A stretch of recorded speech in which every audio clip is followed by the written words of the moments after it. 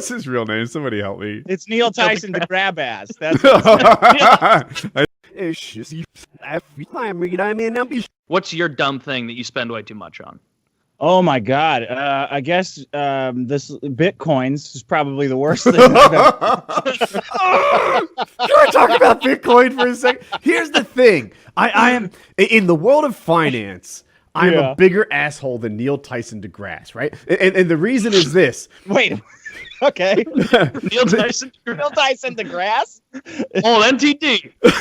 What's his real name? Somebody help me. It's Neil Tyson, the grab ass. That's I stand corrected. All right. So the thing is this. He has this idea that most people in the world are not scientifically literate, right? We're all familiar with whether you're literate or not, you can read. But whether or not, basic science is like a lot of people don't. He'd probably call me scientifically illiterate. There's just too much I don't know about the basics of this and that. And he can be a bit of a pompous ass when he looks at movies and says, you know what?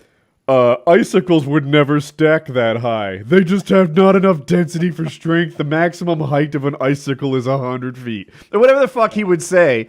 And it's like, oh yeah, thanks for ruining the movie for me that you're so smart. I have that inside me on finance, right? So I have 2 undergrad degrees. One is this business computer thing, and the other is accounting.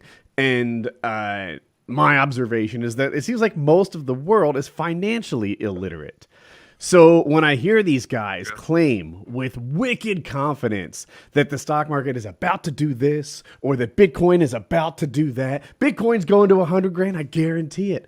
Like, you are just making shit up, but you're so confident. So it's not that I'm rooting for anyone to lose money, quite the opposite. It's just that I feel like the guys who acted like I was stupid for thinking that 14 grand was high are getting this is where I get my comeuppance. We're getting our desserts. For those of us who don't follow Bitcoin, what's it worth now? Like, what 3,500. 3,500. Yeah. Oh shit! You're totally right. My dad was a stockbroker my whole childhood, and that guy, he makes money with his money. So anytime I have any questions about money, I call him. When I was a teenager, he would ask me about tech stocks. And every time I gave him my opinion, after a couple opinions of mine, he came up and said, hey, Dick, I'm never asking you for your opinion about tech stocks again because you're always fucking wrong. I'm like, yeah. And that continues today. I don't know how you guys do it, but I look at the market and I'm like, well, fuck, I guess I gotta buy now. And the next week I ask him and he goes, no. And I'm like, well, how'd you know that next week? Have you lost a good bit on Bitcoin?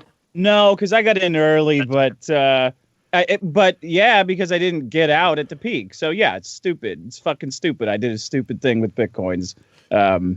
It's hard. This is Bitcoin or stocks or whatever. At the peak, looks like the time to stay in. Enthusiasm is never higher than it is right before the crash. Everyone is just, it's riding up. It's up. You've never thought you've been smarter financially because you've just had this gain. And the opposite is true at the bottom. At the bottom, it looks so ugly. What our next recession or whatever, we'll be talking about horrible job numbers, this time it's different kind of thing on why this recession is such a big deal. And that's the time to buy, but it never feels like the right time to buy or sell. Yeah. I bet we have a recession in a year. We're due. Do you give financial advice on the show, Woody? Because fucking everybody could use some of that. I get asked that and women questions more than anything. The thing and I can't answer either. So I've done some videos on financial advice that people have liked, but a lot of times the advice they want is timing, and that I don't give. I'll talk about the miracle of compounding. I'll talk about safe. Right? No, I just don't feel like I'll get it right. Anyone who claims that they know how to time the market is probably one of those financial illiterates that I make fun of. Or a criminal.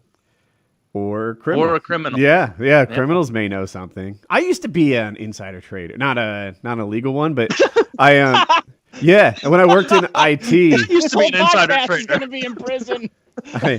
I was late. This is the Taylor show. It was just 1 or 2 stocks. Certain IT people are not allowed to buy and sell stocks with the outside of certain windows because they have privy to the financials. You know, like I have direct access to production databases. I have direct access to our ERP systems, and could, in theory, look how the quarter's going to go before we release results. So because of that, I wouldn't be allowed to trade in certain windows. But I guess an insider, I don't know if I use that term right, but I was privy to inside information, so I couldn't trade anytime I wanted to. See, then you weren't insider trading. If you were like, well, they told us this nonsense because we had information that we couldn't trade, never stopped me. Like that. No. Yeah, just what I did was I just told my buddy. I gave him a bunch of money, and he invested for me, then he paid me the dividends. That's great. That's not insider trading.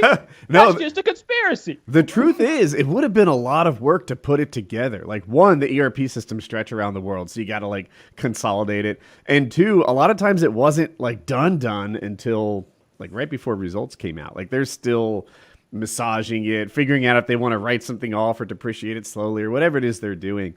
So I don't know. I never felt like I had solid enough data to trade on anyway, even if it were illegal.